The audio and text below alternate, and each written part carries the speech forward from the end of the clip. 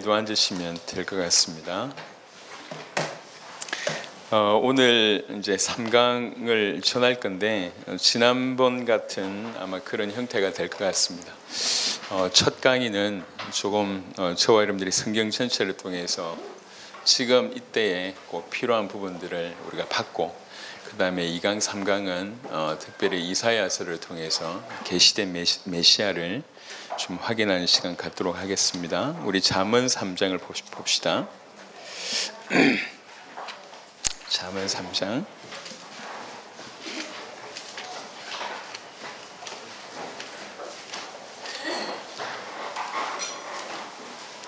잠언 3장. 자, 우리 5절과 6절입니다. 잠언 3장 5절과 6절입니다. 너는 마음을 다하여 여호와를 신뢰하고 네 명철을 의지하지 말라. 너는 범사에 그를 인정하라. 그리하면 내 길을 지도하시리라. 아멘.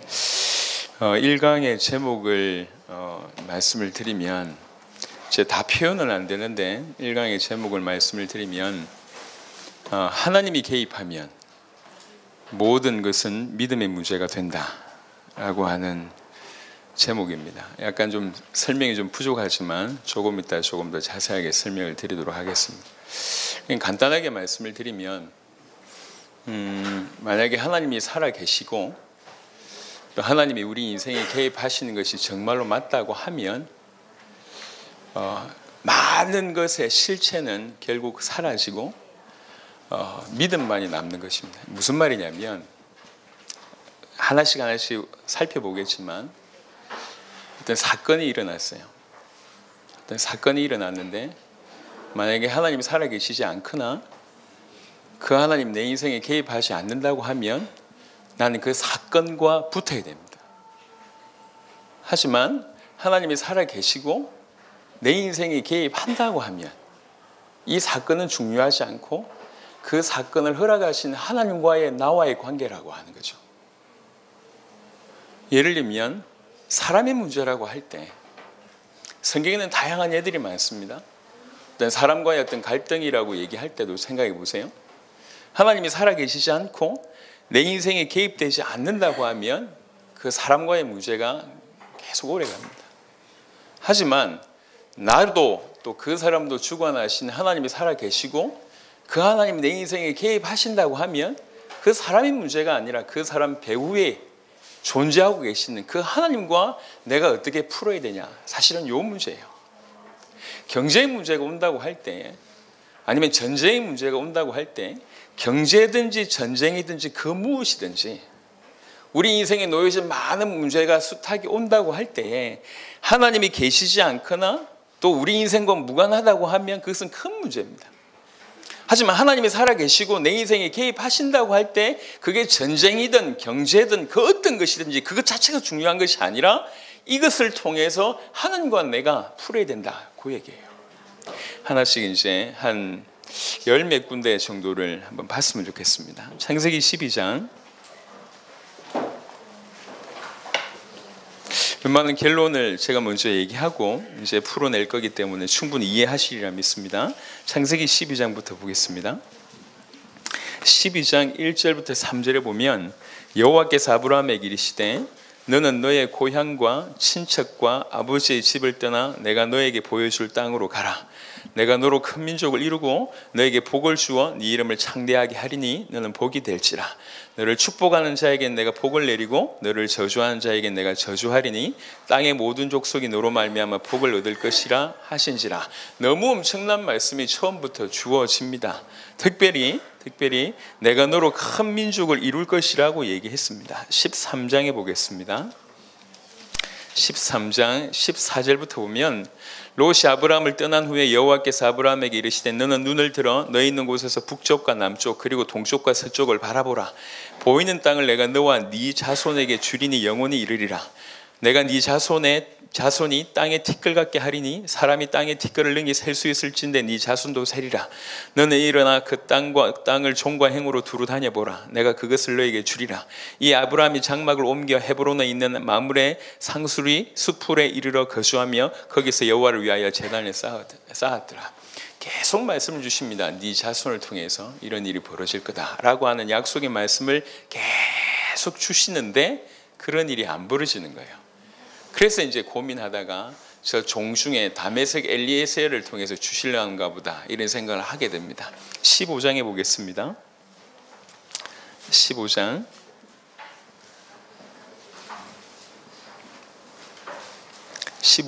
1절부터 보면 이후에 여호와의 말씀이 환상 중에 아브라함에게 임하여 이르시되 아브라함아 두려워하지 말라. 나는 네 방패요 너의 지극히 큰 상급이니라. 아브라함이 이르되 주 여호와여 무엇을 내게 주시려 하나이까. 나는 자식이 없사오니 나의 상속자는 이 다메섹 사람 엘리에셀이니이다. 아브라함이 또 이르시되 주께서 내게 씨를 주지 아니하셨으니 내 집에서 길린 자가 내 상속자가 될 것이니이다. 여호와의 말씀이 그에게 임하여 이르시되 그 사람이 네 상속자가 아니라 네 몸에서 날 자가 네 상속자가 되리라 하시고 그를 이끌고 밖으로 나가 이르시되 하늘을 우러러 무뼈를 셀 수 있나 보라. 또 그에게 이르시되 네 자손이 이와 같으리라. 6절에 아브라함이 여호와를 믿으니 여호와께서 이를 그의 의로 여기시고, 이 말씀이 아브라함이 믿었다고 성경은 표현하고 있습니다. 그래놓고 여러분 잘 알듯이 16장에 보시면 아브라함의 아내 사레는 출산하지 못하였고 그에게 한 여종이 있으니 애굽 사람이요 이름은 하갈이라. 사레가 아브라함에게 이르되 여호와께서 내 출산을 허락하지 아니하셨으니 원하건대 내 여종에게 들어가라. 내가 혹 그로 말미암아 자녀를 얻을까 하노라 하매 아브라함이 사레의 말을 들으니라. 아브라함의 아내 사레가 그 여종 애굽 사람 하갈을 데려다가 그 남편 아브라함에게 첩으로 준 때는 아브라함이 가나안 땅에 거주한 지 10년 후였더라. 분명히 믿었다고 얘기했어요. 네 몸에서 날짜 믿었다고 얘기했는데 이게 이제 시간이 계속 지나면서 내 몸에서 날짜는 맞는데 사라는 경수가 끊어졌어요. 그래서 아브라함의 몸에서 날짜지만 사라가 경수가 끊어졌기 때문에 여종 하갈을 취합니다. 굉장히 지극히 말씀과 상황이 타협한, 그러면서 나온 결과가 이스마엘이라고 하는 사람입니다. 그 이스마엘을 통해서 지금 어떤 일이 벌어진지 여러분 아시잖아요. 자 보세요. 계속 하나님 말씀을 주시는데 상황은 계속 안 됩니다. 아브라함이 75세에 부름받았습니다. 그리고 이삭을 낳았을 때가 99세예요. 약 24년 25년 동안에 분명히 하나님의 말씀은 있는데 상황은 절대로 안 바뀌는 겁니다. 분명히 하나님의 말씀이 있는데 계속 상황이 어려워져요. 조금만 있으면 우리 아이를 못 낳을 나이가 되는데 왜 안 주실까 하는데 결국은 경수까지 끊어졌어요. 도무지 인간적인 방법으로는 답이 없어요. 계속 하는데 분명히 약속은 있고 사례는 경수가 끊어졌고, 그래서 둘이 생각해내는 방법이 뭐냐면 틀림없이 아브라함의 몸에서 난 씨로 말미암아 큰 자손을 이룰 것이니까 방법은 이거밖에 없다. 그래서 사라가 먼저 제안을 하고 아브라함이 받아들여서 이제 이스마엘을 낳게 됩니다. 하갈을 낳게 됩니다. 이런 일들이 계속 벌어집니다. 근데 성경은 뭐라고 얘기하고 있냐면 아브라함 보고 믿었다고 얘기를 하고 있습니다. 믿었다. 뭘 믿었는지 모르겠지만 믿었다고 얘기를 하고 있습니다. 계속 24년, 25년 동안 이런 일이 계속 벌어지는 거예요. 계속. 18장을 보겠습니다. 18장 11절에 보면 10절부터 보겠습니다. 그가 이르시되 내년 이맘때 내가 반드시 너에게로 돌아오리니 네 아내 사라에게 아들이 있으리라 하시니 사라가 그 뒤 장막문에서 들었더라. 아브라함과 사라는 나이가 많아 늙었고 사라에게는 여성의 생리가 끊어졌는지라. 사라가 속으로 웃고 이르되 내가 노쇠하였고 내 주인도 늙었으니 내게 무슨 즐거움이 있으리. 이제 이렇게 됐어요. 그 말이 무슨 말이냐, 이제 약속을 들어도 그 약속을 비웃는 자가 되어버렸습니다. 얼마나 큰 축복의 말씀을 사실은 이때 한 게 아니라 20몇 년 전부터 계속 하나님은 신실하신 하나님이 계속 말씀하셨는데 이 땅에 발을 딛고 있는 우리가 계속 그 땅에서 인간적인 방법들로 계속 계산하다가 이제 이것도 저것도 다 실패한 거예요. 이스마엘도 낳았는데 보니까 다 실패한 겁니다. 그리고 지금 다시 얘기합니다. 이제 내년에 줄 것이라고 얘기하니까 사라의 어떤 지금 모습을 보면 이제 웃었더라라고 얘기하는 것은 좋아서 웃었던 게 아니에요.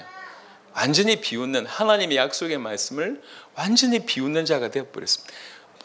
본인이 어떻게 이렇게 됐는지도 모르는데 이런 일이 벌어집니다.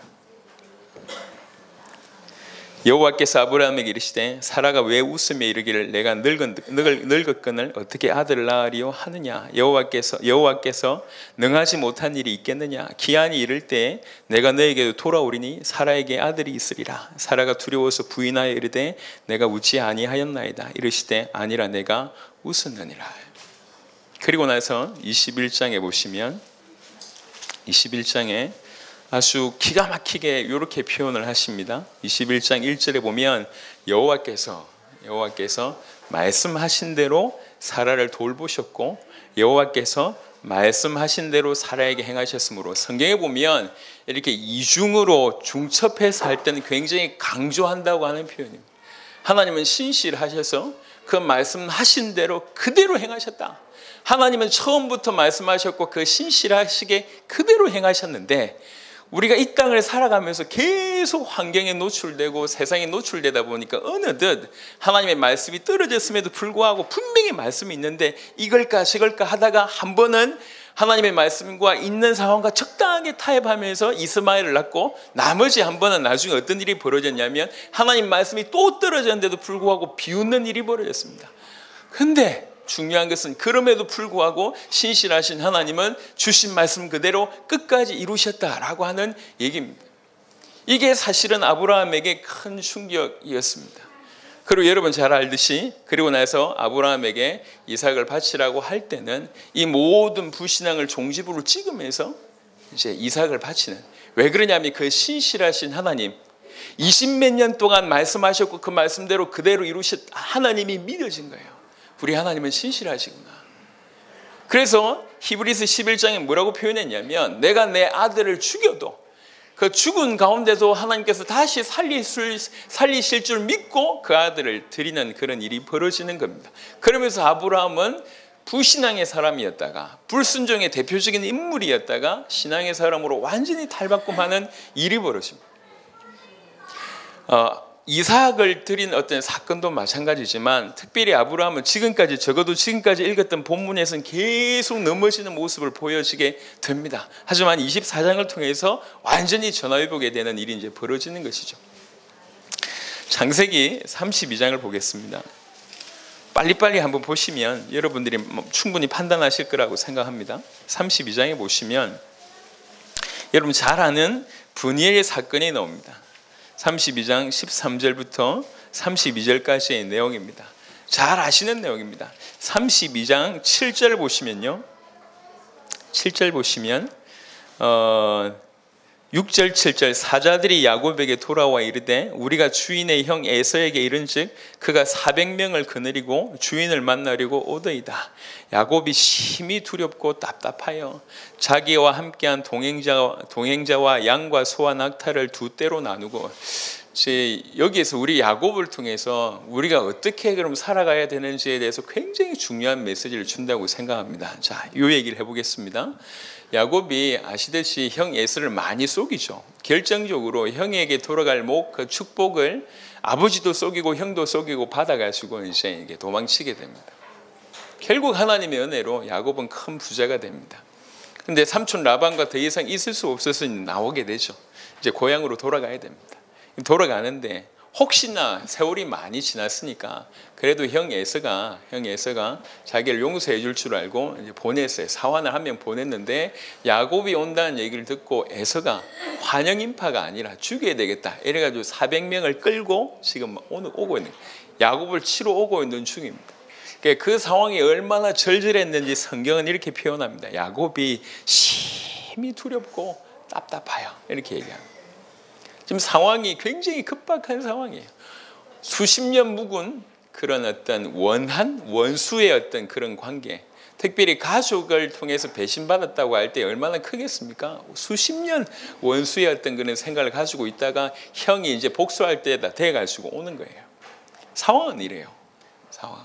절대절명의 위기 상황입니다. 그래서 야곱 특유의 가지고 있는 인본주의를 씁니다. 그래서 때를 나눠 가지고 첫 때, 둘 때 이렇게 해가지고 이제 선물도 주고 그 다음에 이제 자기 가족들 중에 좀 덜 사랑하는 사람들 앞에 두고 뭐 이런 식으로 잔머리를 구릅니다.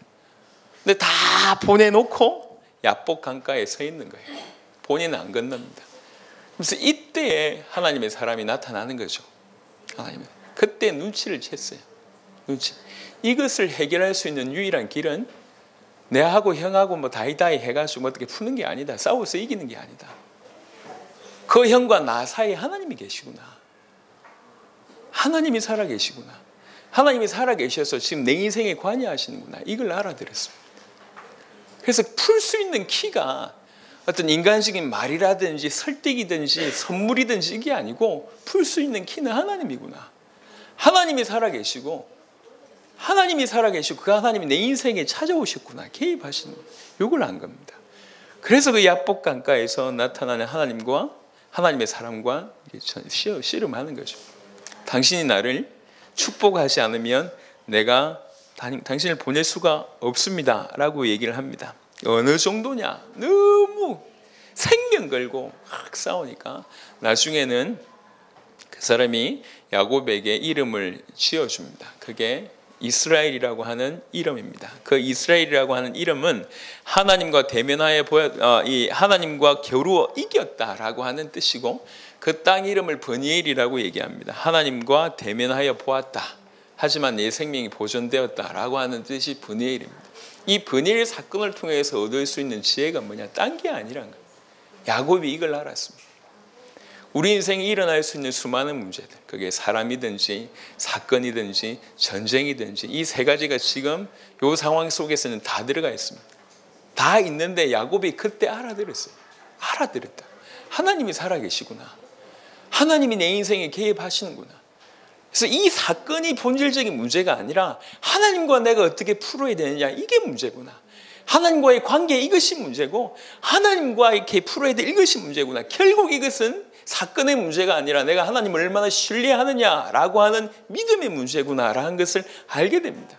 그래서 그 믿음으로 끝까지 놓지 않은 일이 이제 벌어지는 거죠. 자, 성경에는 이런 얘기들이 너무 많아요. 이런 사건들, 성경은 기적의 책입니다. 하지만 분명한 것은 실화라는 거예요. 실화. 이건 분명히 있었던 일입니다.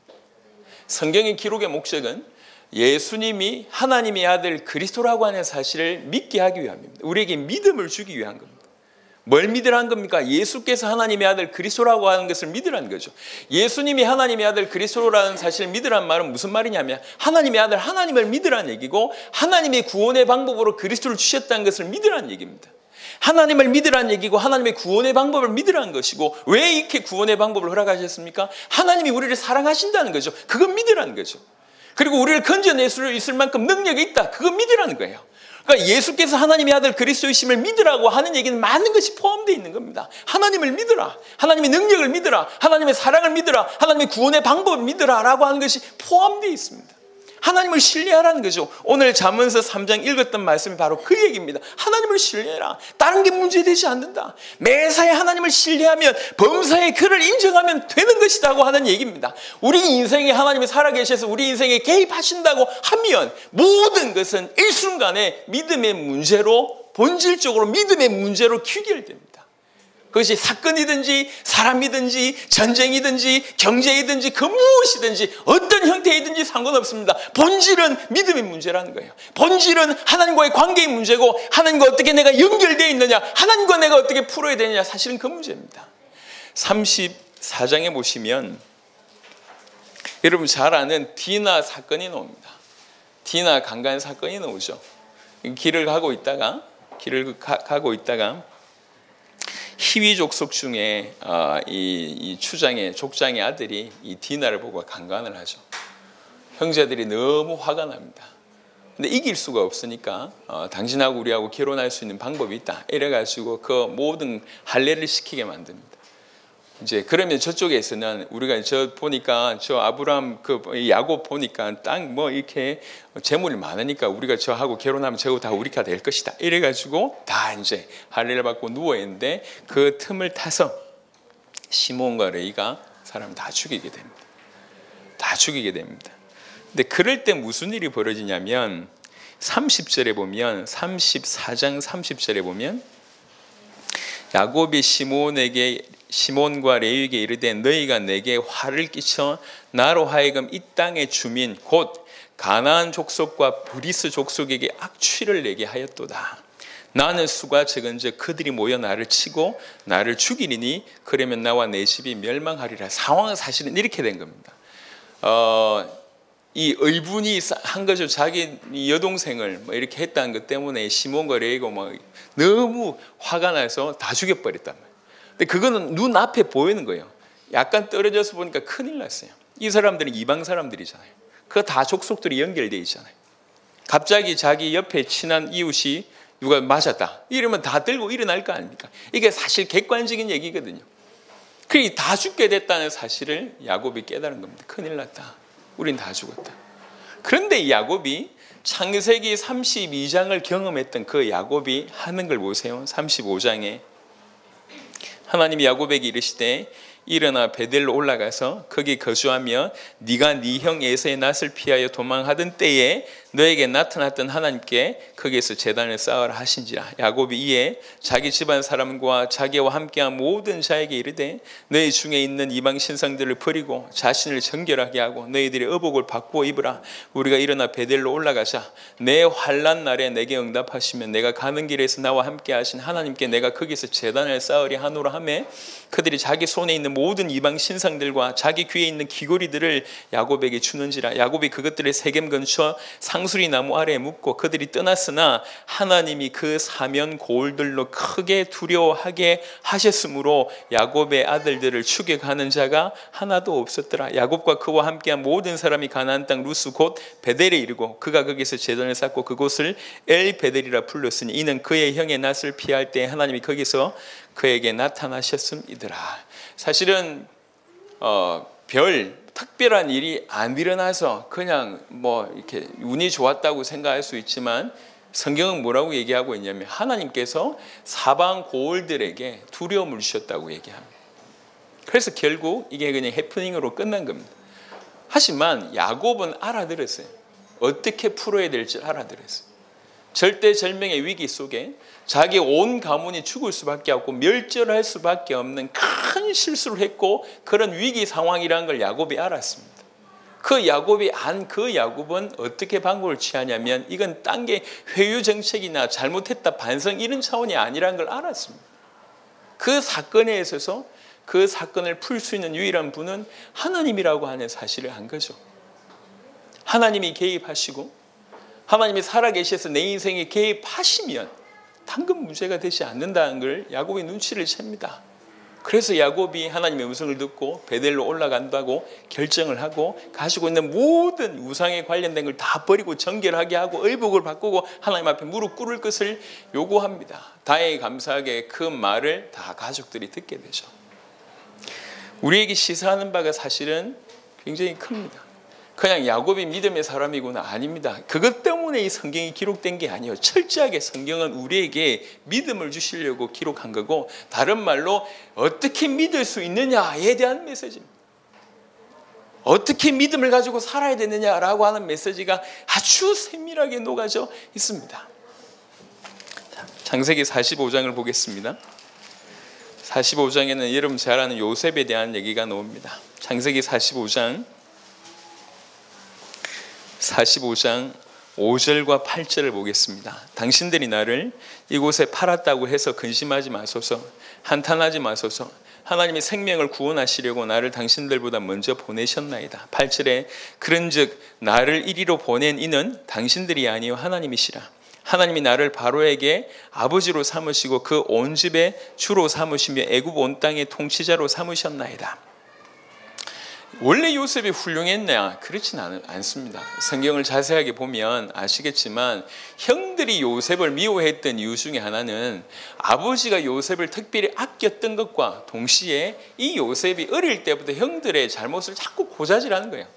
스스로 왕따의 역할을 했던 인물이 요셉입니다. 아버지가 이뻐하기도 했지만 스스로 왕따의 역할을 했던 인물이 요셉이에요. 그래서 이제 형들이 이렇게 결탁해서 팔았던 거잖아요. 근데 생각을 해보세요. 요셉이 그 정도의 인물인데 그런 사건을 경험했다고. 그러니까 이제 갑자기 인간성이 바뀌었다 이렇게 보는 게 아니라 이렇게 보면 큰일 납니다. 요셉에게 하나님께서 은혜를 주신 거예요. 이 세계를 움직이는 분이 누군지를 요셉은 알았습니다. 자기가 감옥에 들어가고 정말 억울한 누명으로 감옥에 들어가고 노예 살이를 했음에도 불구하고 하나님이 늘 자기와 함께 하신다고 하는 사실을 매 순간 누렸던 사람. 요셉과 함께 하심으로 라고 하는 구절이 분명히 성경에 있습니다. 근데 노예 상태 때 감옥 생활하면서도 늘 알았어요. 그래서 이 모든 것 위에 하나님이 계시구나라고 하는 것이 막연한 이론이나 성경에 기록되어 있는 얘기로 생각지 않고 삶으로 터득한 겁니다. 경험한 겁니다. 실제로 하나님이 살아 계시구나. 그리고 그 하나님께서 내 인생에 개입하시는구나. 내 인생에 개입하셔서 이런 일이 벌어진 거 아니냐. 하나님이 형들의 저런 잘못을 허락하신 것이지 형들이 이게 아니라 하나님이 큰 주권 가운데 있었던 거 아니냐. 이게 진실로 요셉에게 가슴에 들어왔습니다. 그래서 지금 자기에겐 힘이 있습니다. 그나마 보호막대했던 아버지가 사라졌어요. 얼마든지 복수할 수 있습니다. 얼마든지 죽일 수 있습니다. 얼마든지 그 원한을 가지고 뭔가를 할 수 있습니다. 하지 않습니다. 왜 그렇습니까? 진실로 이렇게 봤기 때문에 그래요. 하나님이 살아계시다. 하나님이 살아계셔서 하나님 내 인생에 역사하셨다. 그 하나님께서 지금도 내 인생에 개입하고 계시다. 그 살아계신 하나님 앞에 내가 어떻게 복수를 하고, 그 살아계신 하나님, 나를 살리고 우리 민족을 살리기 위해서 나를 보내신 그 하나님 앞에, 그 하나님을 내가 믿는데 그 하나님을 내가 그 하나님 앞에 육신적인 어떤 잘못을 따지면서 비난하고 막 죽이고, 이게 말이 되지 않는다는 거죠. 그래서 얘기하는 겁니다. 절대로 한탄하지 마라. 내가 그런 일은 못한다. 할 수가 없다. 왜 그러냐? 하나님께서 나를 보내셨기 때문에. 이게 가지고 있는 요셉의 믿음이었습니다. 우리 인생 전체가 가끔씩은 성경에서 일어나는 많은 일들에 대해서 우리와 너무 먼 얘기다고 생각할 수 있는데 그렇지 않습니다. 먼 얘기가 아니고 우리 삶의 지침서입니다. 성경은 우리 모든 삶이 실제로 올바로 믿어서 이 땅에서 하나님 나라를 정말로 누리는 그런 삶을 살기를 정말로 원하기 때문에 모범 텍스트로 주신 것이고 실제 모든 삶의 기준으로 주신 겁니다. 출애굽기를 보겠습니다. 잘 아는 홍해 사건을 보겠습니다. 출애굽기 14장입니다.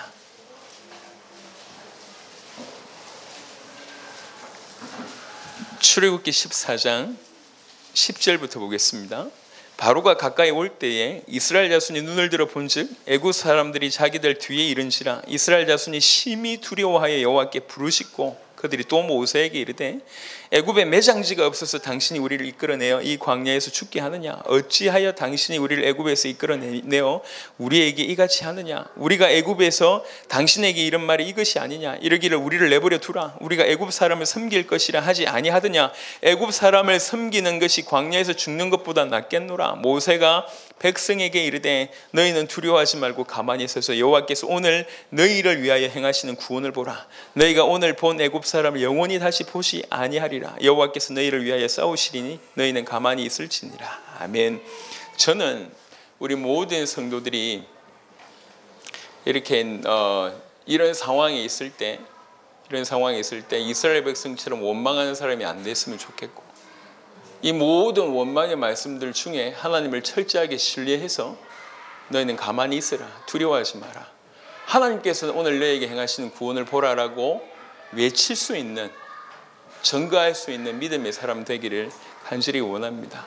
모세가 생각해 보세요. 상황은 기가 막힌 상황입니다. 정말 말 듣지 않는 이스라엘 백성들이 설득을 다 시키고, 그 다음에 애굽의 10가지 재앙이 일어날 수 있도록 주도적인 역할을 하고, 그리고 나서 드디어 끄집어냈어요.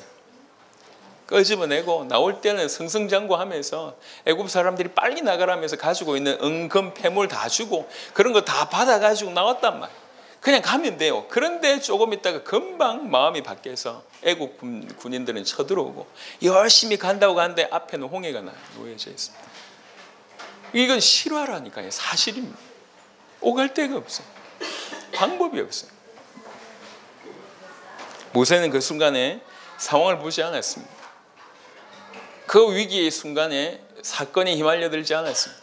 사람들이 쏟아내는 독설에 넘어지지 않았습니다. 그 위기의 순간에 모세는 하나님을 바라보게 됐고 알았습니다. 하나님은 살아계시다.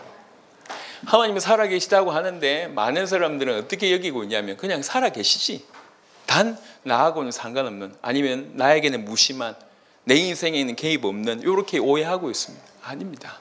살아계신 그 하나님이 내 인생에 개입하신다는 거예요.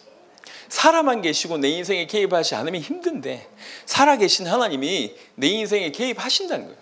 살아계신 하나님이 내 인생에 개입하면 그 모든 것들은 상대화가 됩니다. 어떤 것도 그게 본질이 될 수가 없어요. 경제도 본질이 될 수 없고 사람도 본질이 될 수 없고 사건도 본질이 될 수가 없어요. 살아계신 그 하나님이 내 인생에 개입하시면 문제는 그와 나의 문제입니다. 그 하나님과 나와 1대1의 문제예요. 그것은 믿음의 문제예요. 그것은 관계의 문제입니다. 그것은 신뢰의 문제입니다. 내가 그를 범사에 인정하느냐 안 하느냐의 문제예요. 그 순간에 이 순간에 모세 한 명이 그 하나님을 인정하고 신뢰하게 되죠. 어떻게 보면 모세 한 명의 믿음 때문에 이스라엘 백성들이 전부 다 건진받는 일들이 벌어지게 되고 이스라엘 모든 백성들은 하나님의 행하신 역사를 보게 됩니다. 깨닫게 되는 일이 벌어지는 거예요. 민수기를 보겠습니다. 민수기 13장에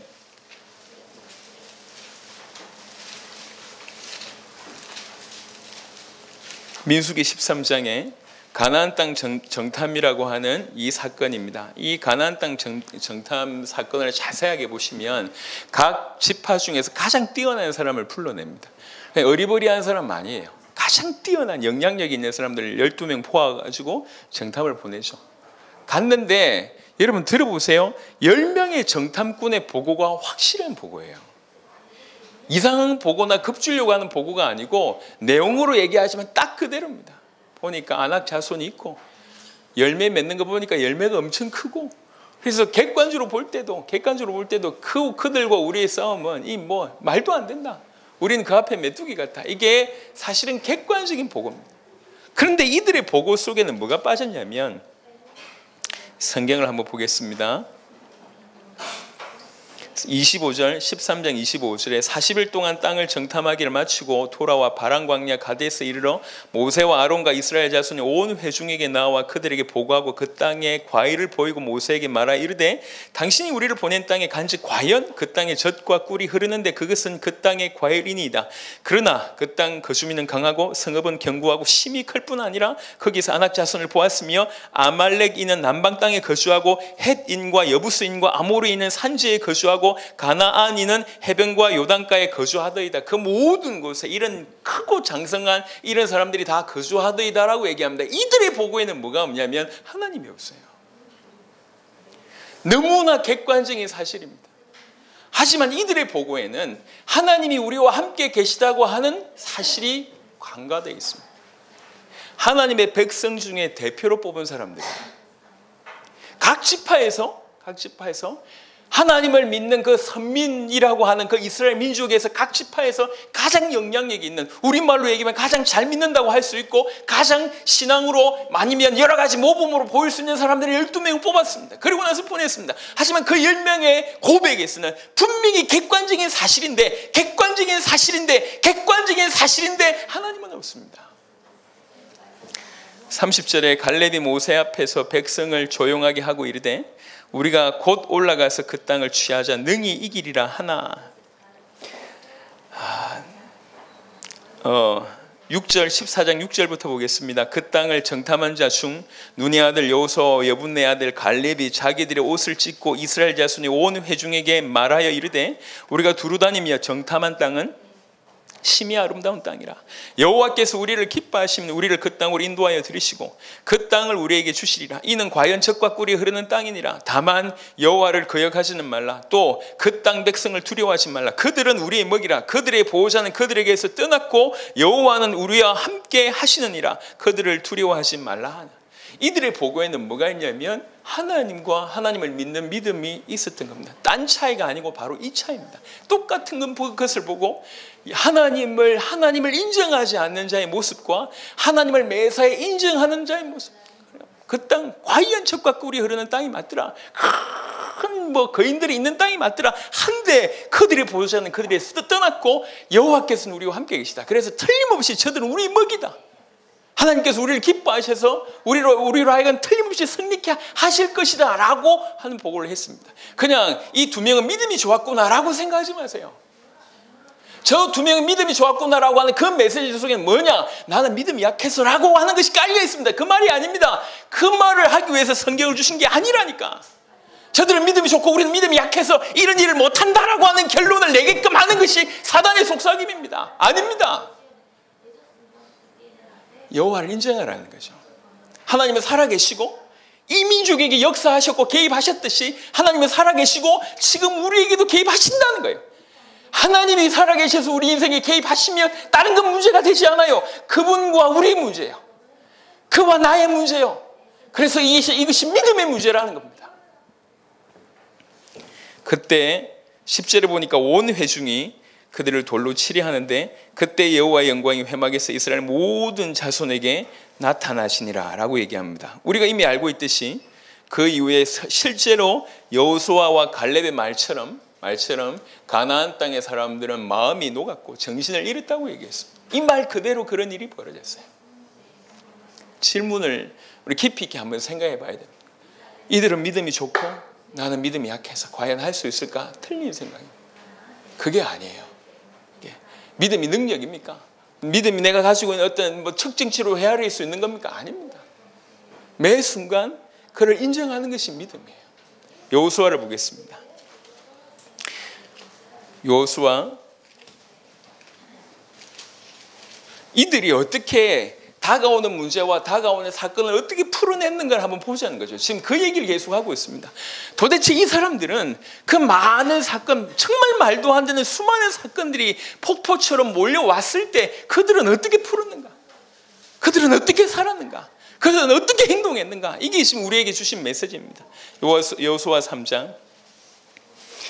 여러분 잘 알듯이 여호수아는 모세의 이 가방 드는 종이라고 얘기할 수 있죠. 오랫동안 모세를 쫓아다니면서 여호수아는 봤어요. 뭘 봤냐면 하나님께서 모세와 함께 하시면 무슨 일이 일어나는지를 여호수아는 경험했습니다. 그럼 여호수아에게 여호수아 1장에 보니까 내가 모세와 함께 있던 것처럼 내가 너와 함께 하겠다고 하는 너무나 천금 같은 그 어떤 것보다 정말 절실하게 필요했던 그 확증을 받습니다.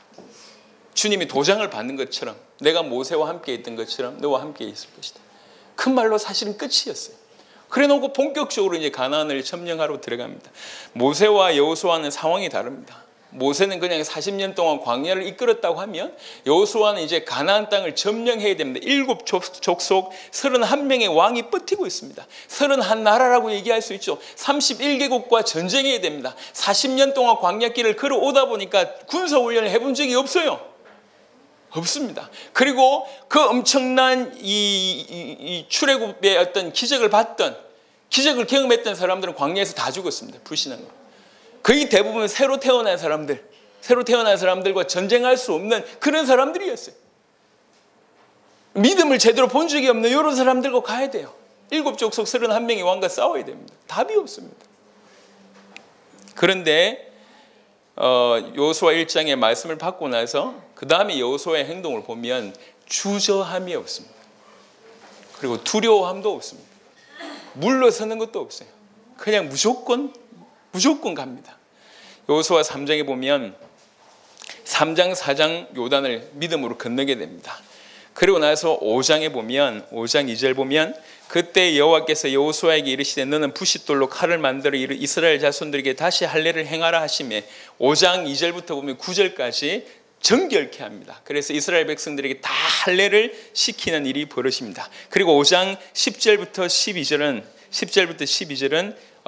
정복하기 이전에 출애굽을 기념하면서 딱 그 시일이 왔기 때문에 유월절을 경험하게 됩니다. 유월절은 어린 양의 피로 건진받았다고 하는 것을 너무나 선명하게 하나님의 능력으로 우리가 건진받았다고 하는 것을 기념하는 것이 유월절입니다. 그것을 기념하게 합니다. 그래 놓고 들어가는 거죠. 5장 1절에 보시면 5장 1절에 요단 서쪽의 아모리 사람의 모든 왕들과 해변의 가나안 사람의 모든 왕들이 여호와께서 요단 물을 이스라엘 자손들 앞에서 말리시고 우리를 건너게 하셨음을 듣고 마음이 녹았고 이스라엘 자손들 때문에 정신을 잃었더라라고 얘기합니다.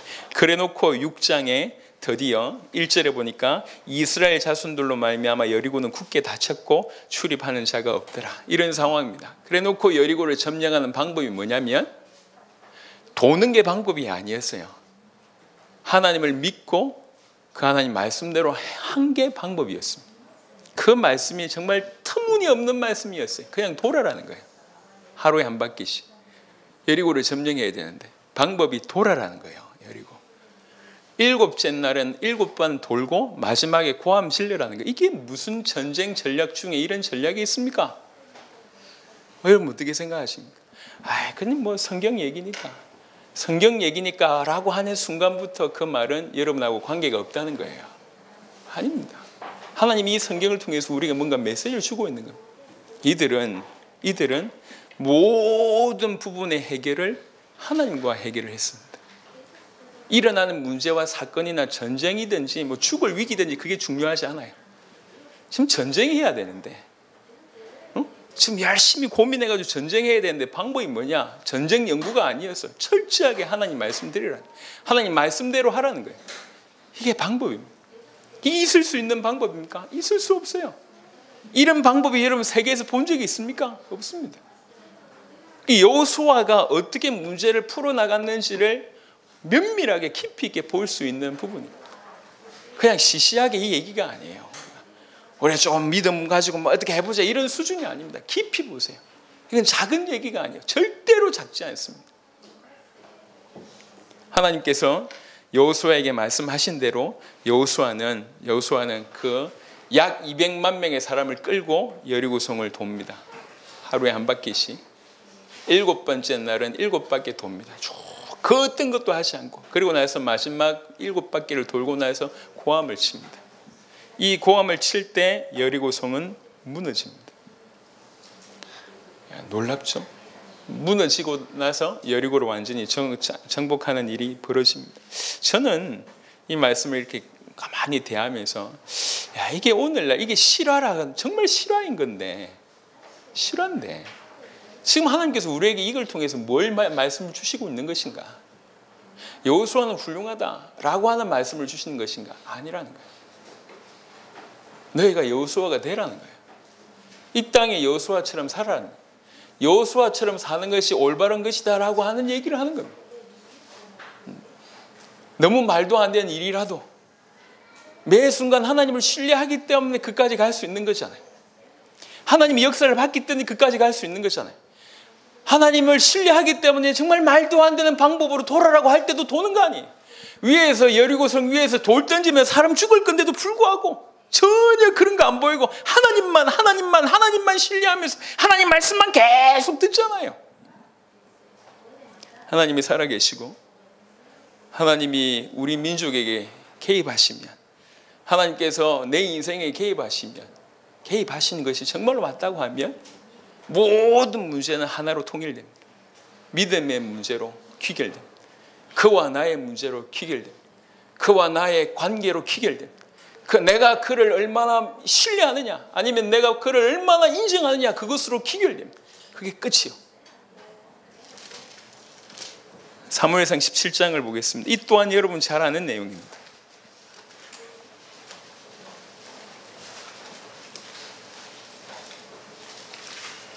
사무엘상 17장 다윗과 골리앗 사건이 나옵니다. 사무엘 16장 17장을 자세하게 보면 이제 많은 일들이 이제 벌어지게 되는데 이 골리앗이 나와서 계속 하나님을 욕하는 일이 벌어집니다. 계속 하나님을 욕하고 1대1로 나와서 싸우자라고 얘기해도 아무도 나오지 않습니다. 약 40일을 조석으로 아침 저녁으로 나와서 욕하는데도 아무도 못 나갑니다. 왜 그러냐? 그 정도로 대단한 인물이었다는 거죠. 골리앗이라고 하는 사람. 덩치부터 시작해서 너무 엄청난 사람이니까 40일을 이스라엘 민족을 욕하고 그 다음에 하나님을 욕하는데도 불구하고 이스라엘 민족 중에 단 한 명도 나갈 수 없었던 상황이라는 거예요. 이거는 적은 얘기가 아닙니다. 심부름 때문에 갔던 다윗이 그 얘기를 듣고 이 의분이 차서 이제 가게 되는 거죠. 페일은하고 다윗이 하는 얘기를 들어보겠습니다. 47절에 보면 사무엘상 17장 47절에 보면 다윗의 믿음입니다. 또 여호와의 구원하심이 칼과 창에 있지 아니함을 이 무리에게 알게 하리라. 전쟁은 여호와께 속한 것인즉 그가 너희를 우리 손에 넘기시리라. 모든 것을 하나님이 주관하신다. 그가 너희를 우리 손에 넘기시면 너희는 끝이다. 그게 다윗이 가지고 있는 믿음입니다. 칼과 창에 있지 않다. 전쟁이 칼과 창에 있지 않다. 여호와께 있다. 이게 다윗이, 그 어린 다윗이 가지고 있는 믿음입니다. 그에게 있다. 답은 그에게 있고 길도 그에게 있고 모든 것이 그에게 있다. 그에게서 모든 것이 나온다. 그래서 그와 내가 어떻게 연결되어 있느냐? 그럼 끝이라는 거예요. 어릴 때 다윗은 이것을 알았습니다. 그래서 모든 사람이 두려워하는 곳에 가는데도 불구하고 전혀 두려워하지 않고, 상황을 볼 때는 말도 안 되는 상황인데도 불구하고 그 믿음의 고백을 하고 그냥 딱 돌 하나 던지는데 끝입니다. 다윗이 돌을 잘 던졌냐? 물론 하나님께서 준비시키셨겠죠. 하지만 그 전쟁은 하나님의 손 아래 있었다는 겁니다. 하나님의 손 아래 있는 것이구나. 하나님과 내가 풀면 되는구나. 내가 하나님과 연결되어 있어서 우리는 많은 얘기를 합니다. 하나님 제발 우리 편이 되어 주십시오. 아닙니다. 하나님이 우리에게 원하신 것은 너희가 하나님 편이 되라는 거예요. 우리가 하나님 편이 되기를 원하는 거예요. 하나님 제발 우리에게 역사해 주십시오. 그게 아니라 하나님 역사하실 수밖에 없도록 너희가 준비해라는 거예요. 좀 특별한 얘기를 보겠습니다. 역대하 28장입니다. 내일 오늘 오후 본문에도 이 얘기를 좀 하겠는데요. 역대하 28장에는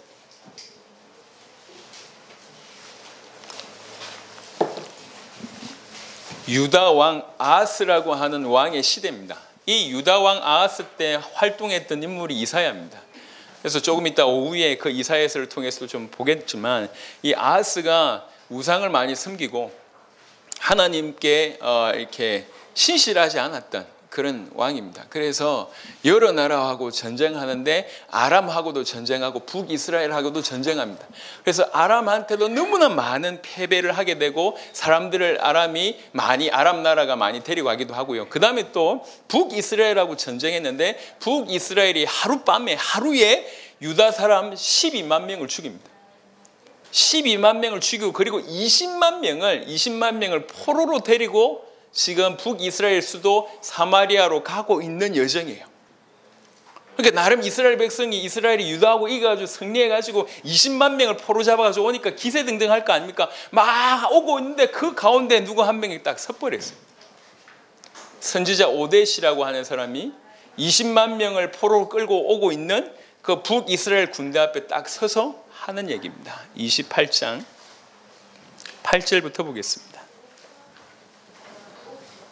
이스라엘 자손이 그들의 형제 중에서 그들의 아내와 자녀를 합하여 20만 명을 사로잡고 그들의 재물을 많이 노력하여 사마리아로 가져가니, 그곳에 여호와의 선지자가 있는데 이름은 오데시라. 그가 사마리아로 돌아오는 군대를 영접하고 그들에게 이르되, 너희 조상의 하나님 여호와께서 유다에게 진노하셨으므로 너희 손에 넘기셨거늘 너희의 노기가 충천하여 살육하고 이제 너희가 또 유다와 예루살렘 백성들을 압제하여 노예로 삼고자 생각하는도다. 그러나 너희는 너희의 하나님 여호와께 범죄함이 없느냐? 왜 저 유다가 졌겠냐? 하나님의 어떤 벌하심이 아니냐? 근데 하지만 그 진노의 어떤 이 도구로 사용되었던 북이스라엘 니네도 여호와께 범죄함이 없냐? 그런즉 너희는 내 말을 듣고 너희의 형제들 중에서 사로잡아 온 포로를 놓아 돌아가게 하라.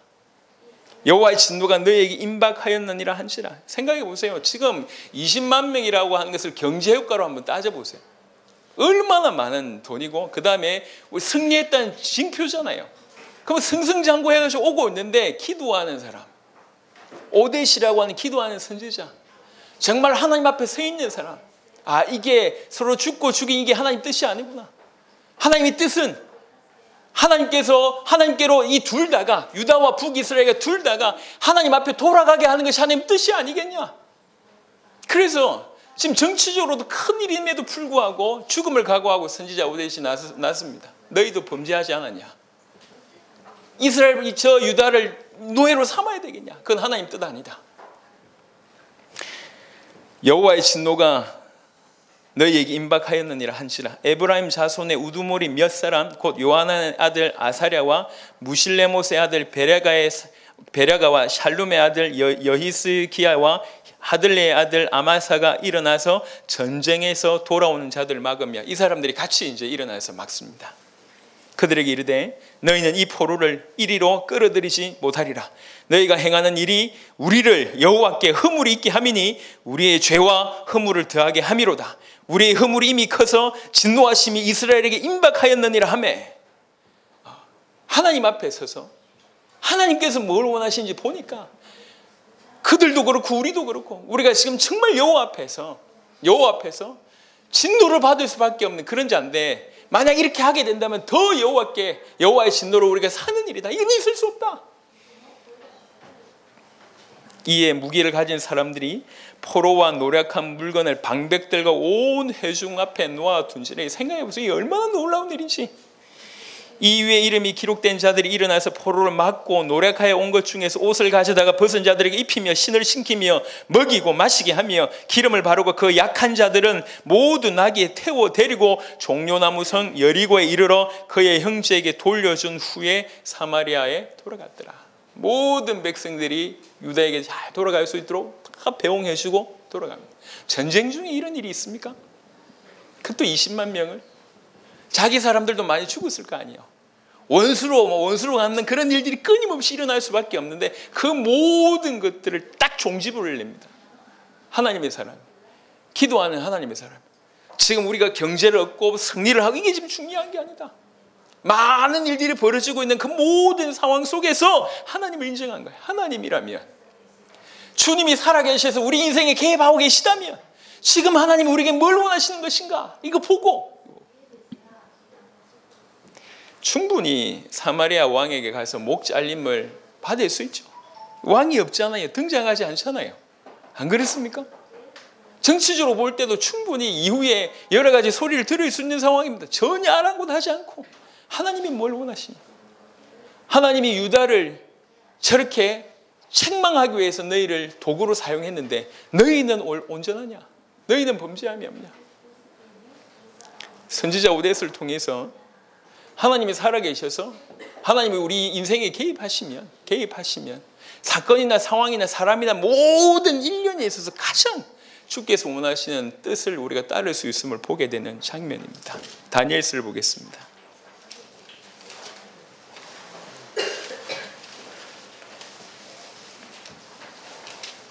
여러분 아는 다니엘 3장입니다. 큰 일이 벌어지죠.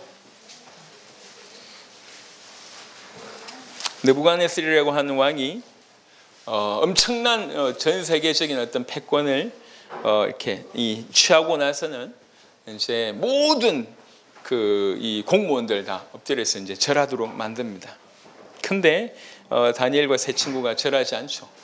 왕은 자기를 이렇게 업신여겼다 이렇게도 이제 생각을 하는 겁니다. 그래서 너무 아끼지만 풀무불에 던져 넣기로 합니다. 그때 다시 한번 기회를 주죠.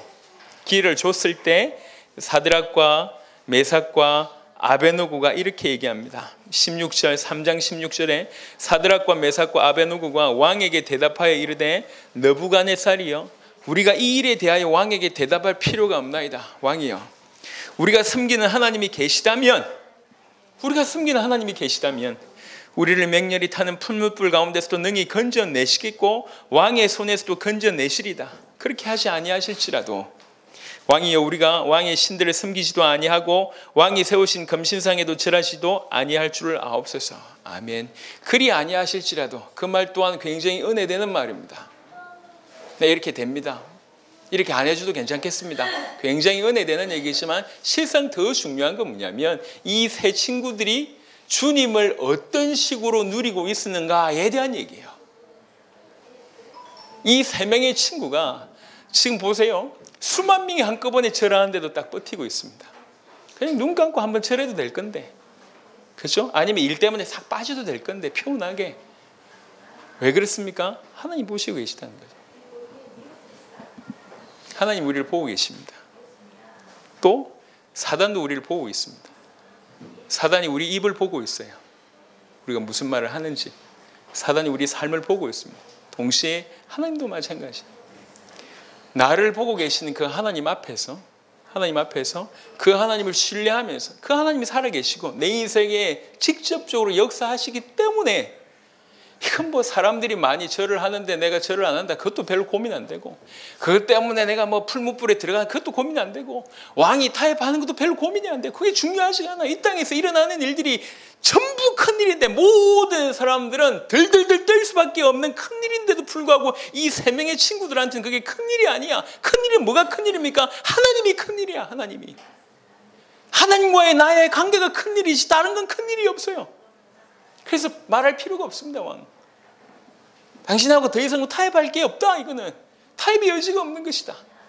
우리 하나님이 살아계신데 내가 어떻게 이렇게 행동하겠냐? 하나님이 살아계신 그 하나님을 내가 믿는데 어떻게 믿는 내가 이렇게 행동할 수 있냐? 이럴 수 없다.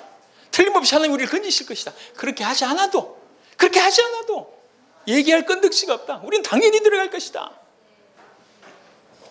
다니엘 6장에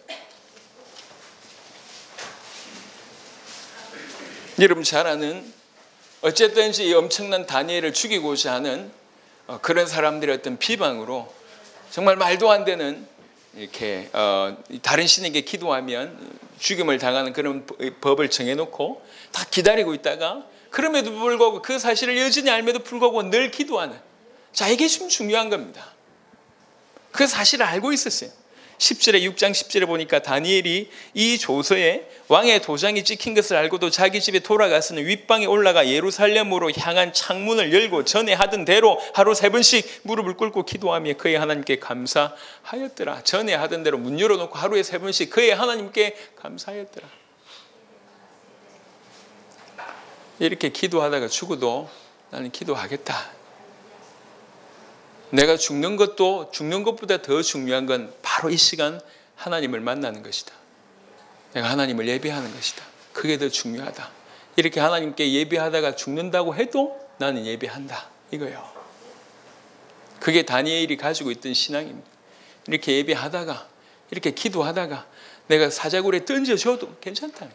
왜 그렇습니까? 다른 게 문제가 되지 않는다는 거예요. 죽는 것조차도, 전쟁이든 사건이든 사람이든 그 어떤 것도 중요하지 않다. 본질은 나와 그의 문제다.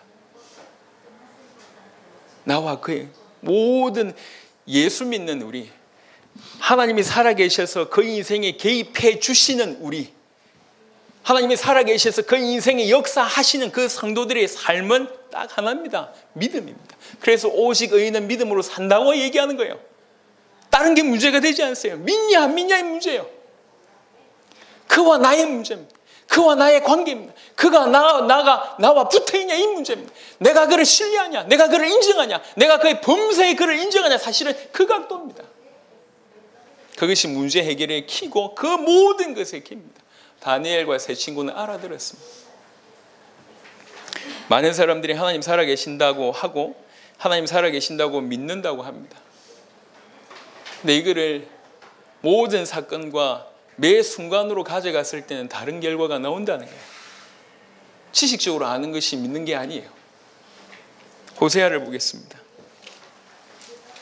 호세아 1장 2절에 여호와께서 처음 호세아에게 말씀하실 때 여호와께서 호세아에게 이르시되 너는 가서 음란한 여자를 맞이하여 음란한 자식들 낳아라. 이 나라가 여호와를 떠나 크게 음란함이니라 하시니, 명색이 선지자에게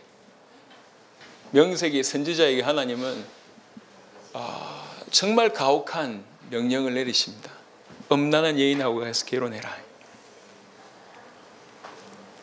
하나님의 사람으로 일평생 주님 말씀을 듣고 순종해왔던 나한테 하는 명령이 죄송합니다, 저 몸파는 장녀하고 결혼해라 이 얘기예요. 했습니다. 결혼했는데 가만히 있지 않은 거죠. 3장에 보겠습니다. 호세아 3장, 여호와께서 내게 이르시되 이스라엘 자손이 다른 신을 섬기고 금포도 과자를 즐기시라도 여호와가 그들을 사랑하나니 너는 또 가서 타인의 사랑을 받아 음녀가 된 그 여자를 사랑하라 하시기로 내가 은 15개와 보리 한 호멜 반으로 나를 위하여 그를 사고 그에게 이르기를 너는 많은 날 동안 나와 함께 지내고 음행하지 말며 다른 남자를 따르지 말라. 애를 몇 명 낳아놓고 다른 남자한테 가서 또 살고 있는 거예요. 본격적으로 음행하고 있습니다. 그 음행하고 있는데 가서 그 남자에게서 돈 주고 다시 삽니다. 다시 음행하지 마라. 나하고 함께 오래 지내자. 이렇게 얘기하는 거예요. 말이 됩니까? 여러분 어떤 부부관계나 연인관계 속에서 이게 얼마나 가혹한지 여러분 아시잖아요. 이게 너무 가슴 아픈 일인데도 불구하고 그것을 통해서 하나님께서 우리를 얼마나 사랑하시는지에 대한 메시지를 담는 겁니다. 자, 하나님이 시키신다는데 이거 할 짓입니까? 이게 할 짓입니까? 근데 이것을 통해서 하나님의 사랑을 호세아에게 먼저 심습니다. 그리고 호세아를 통해서 만방의 메시지를 주십니다. 호세아가 지금 매 순간 넘어질 수밖에 없는 그 상황임에도 불구하고 하나님 말씀 따라 그곳에 갑니다. 그리고 그런 일을 합니다. 하나님을 신뢰하지 않으면 이런 일이 벌어질 수 있겠습니까? 그러니까 이제 하나님을 신뢰해서 큰 응답을 받고 큰 역사를 체험하는 것도 중요합니다. 하지만 이것이 신뢰하는 거예요. 그 모든 상황 속에, 그 모든 상황 배경에 하나님이 계시고 살아계시고, 그 모든 상황 속에 하나님이 역사하시고 내 인생에 개입하신다고 하는 것들이 계속, 이것이 유일한 답이라. 사도행전 4장을 보겠습니다.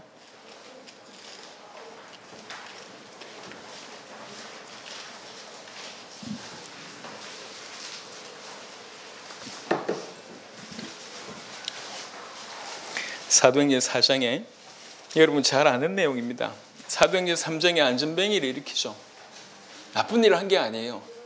안전뱅이를 일으키고, 그리고 그 수많은 사람들이 결국 예수님을 구주로 믿는 일이 벌어집니다. 그것 때문에 감옥에 갇힙니다. 공회에 지금 출두합니다. 그것 때문에. 좋은 일 해놓고 지금 죽을 수 있는 위기의 상황이 벌어진 거예요. 사람 살려놓고 자기는 십자가에 못 박힐 수 있는 그런 분위기입니다. 지금.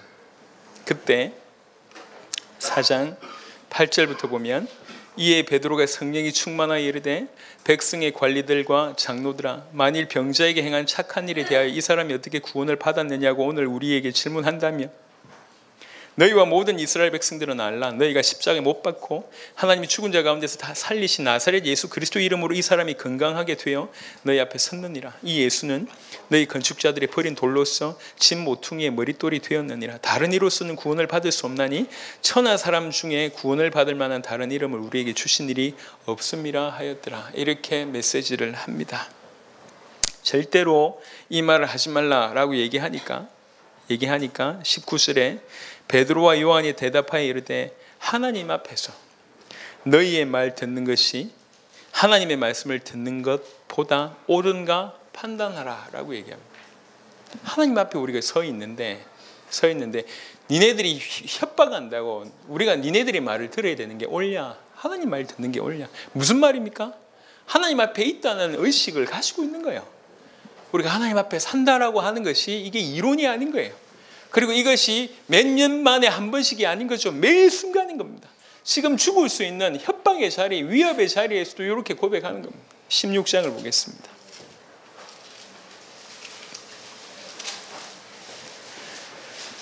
사도행전 16장은 여러분 잘 아는 빌립보 교회를 세우는 그런 일이 벌어집니다. 16장에서 빌립보를 살려내고 이제 루디아를 찾고 하는 일이 이제 벌어지죠. 그러다가 16절을 보니까 이제 저 많은 귀신 들린 여종, 그 불쌍한 여종, 그거 하나 살렸다고요. 근데 보니까 이 사람이 점을 너무 잘 쳐가지고 주인들한테 많은 유익을 주는 사람이었던 모양입니다. 더 이상 돈을 못 벌게 됐어요. 그래서 소송돼가지고 결국 옥에 갇히는 일이 벌어졌어요. 자, 겉으로 볼 때는 잘 보세요. 전도하다가 병 고쳐주고 감옥 갔어요. 아니, 우리가 그냥 액면적으로 얘기할 때는 내가 하나님 일을 하는데 그래, 하나님 역사를, 하나님 확 순종하는데, 하나님 일을 하는데 정말 전도 열심히 하고 아픈 사람들 고쳐주고 이래놓고 막 열심히 하는데 결론은 뭐냐? 감옥에 있대. 많은 사람들은 이 상황 속에서 틀림없이 실망할 겁니다. 아니, 왜 이랬습니까? 내가 주를 위해서 이렇게 했는데 왜 이런 결과입니까? 라고 얘기를 할 수 있습니다. 거의 대부분 이럴 수밖에 없는, 인간이라고 하면 이럴 수 있는 그런 여지입니다. 근데 중요한 건 뭐냐면 바울은 그 상황 속에서 하나님의 인도를 받았다라고 하는 얘기도 맞지만 그 상황 속에서 하나님과 같이 감옥에 들어간 거예요. 하나님과 떨어져 있지 않았다는 거예요. 그 상황 속에서도 하나님을 신뢰했다니까요. 그래서 그 상황에 들어가자마자 원망할 시간 없이 바로 찬양합니다. 그 찬양을 통해서 기적이 벌어지고 간수가 건짐을 받고 죄수가 그 상황 보는 일이 이제 벌어지는 거죠. 주님, 내가 주의 일을 했는데 왜 일이 됐습니까? 열심히 주의 일을 했는데 병도 고치고 전도도 하고 하나님 역사도 막 열심히 섬기다가 결론은 이 감옥에 갇힌 겁니다. 왜 일이 됐습니까? 할 수 있습니다. 하나님이 그걸 끌고 가신 거잖아요. 잘못한 게 아니라 하나님이 끌고 가셨잖아요. 그래서 그를 통해서 하나님이 더 큰 역사를 바로 그 현장에서 허락하신 거죠. 중요한 것은 여기보다 이걸 통해서 큰 열매를 맺었다가 중요한 게 아니라 그곳에서도 함께 했다. 이게 중요한 거예요. 그곳에서도. 잠언서 3장을 다시 보고 마무리를 하겠습니다.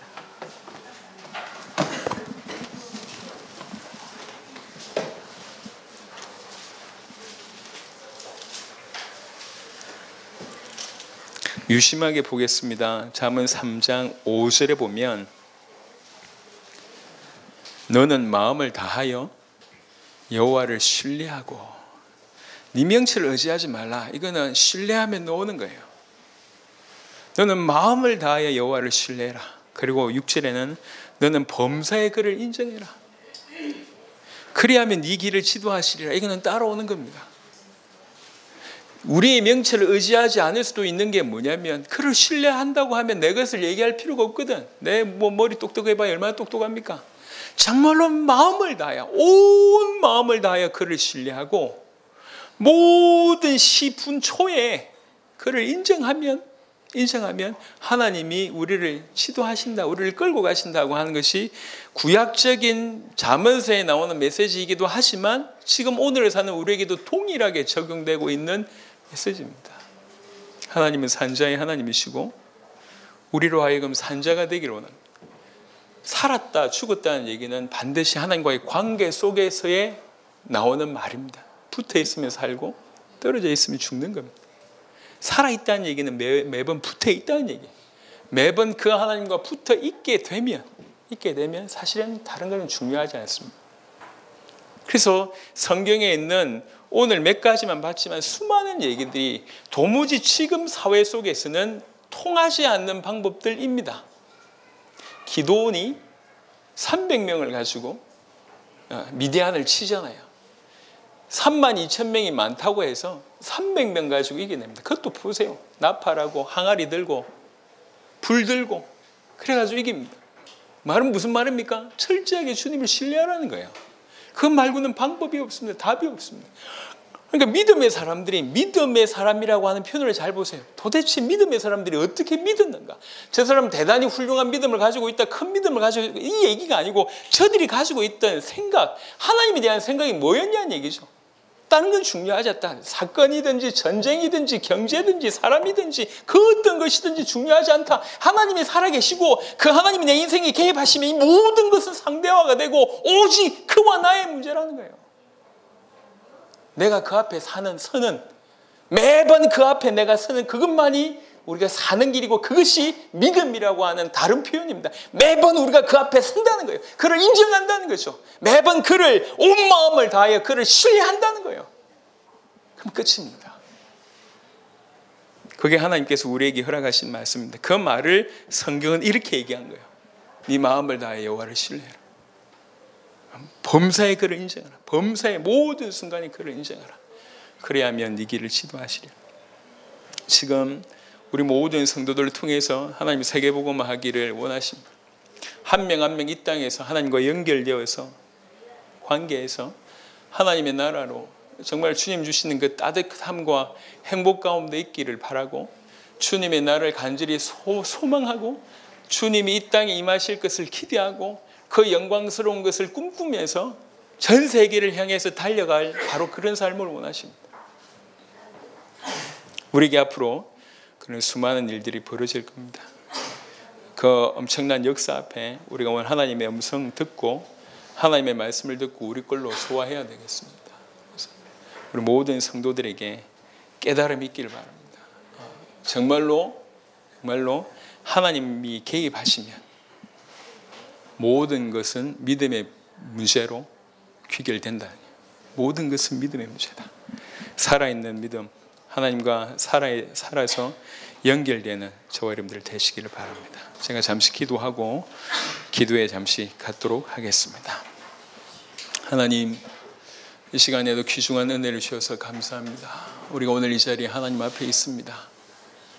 또 하나님의 음성을 들었습니다. 믿음의 선배들의 삶, 또 믿음, 그들의 생각, 그들의 행동을 보게 되었습니다. 주님, 매 순간 하나님이 살아계셔서 내 인생에 역사하시고 내 인생에 개입하신다는 사실들을 늘 알아서 그 모든 것들을 통해서 더욱 자주 굳세게 항상 주님 앞에 서 있게 되기를, 여호와를 온 마음을 다해서 여호와를 신뢰하며 범사의 주님을 인정하는 살아있는 신자가 될 수 있도록 역사하여 주옵소서.